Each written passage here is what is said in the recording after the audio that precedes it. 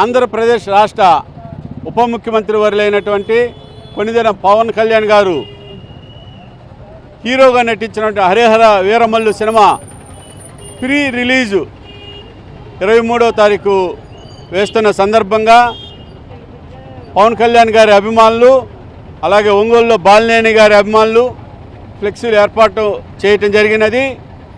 దీనిలో భాగంగా ఈరోజు ఉదయం కమిషనర్ గారికి ఎవరో ఆకాశరామన్న ఫోన్ చేసి ఫ్లెక్సీలు తొలగించటమని చెప్పారంట. దానిలో భాగంగా కమిషనర్ గారు తొలగించడం జరిగింది.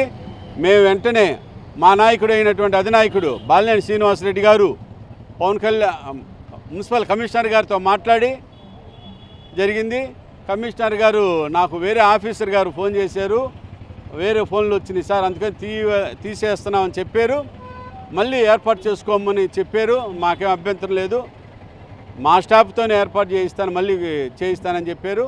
దీనిలో భాగంగానే వాళ్ళ స్టాఫ్ సెలవులో ఉన్నారు కాబట్టి మా మెగా అభిమానులు, బాలినేని అభిమానులు వాళ్ళే స్వయంగా వచ్చి ఫ్లెక్సీలను ఏర్పాటు చేయడం జరిగింది.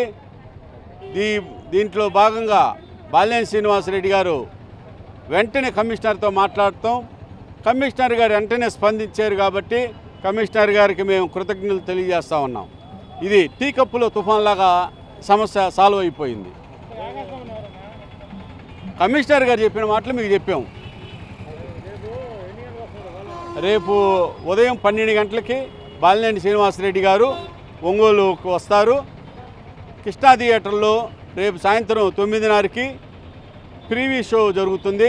బాలినేని అభిమానులందరూ కూడా ఆ షోకి వీక్షించి పవన్ కళ్యాణ్ గారి సినిమాని అఖండ విజయాన్ని చేకూర్చాలనేది జనసేన పార్టీ తరఫున మేము కోరుకుంటున్నాం.